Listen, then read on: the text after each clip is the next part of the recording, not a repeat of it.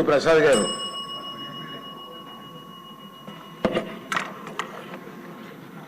అధ్యక్ష, ఇది ఆర్ఎండ్బి డిపార్ట్మెంట్ కి సంబంధించి మా నియోజకవర్గంలో ఉన్న పెద్ద సమస్య.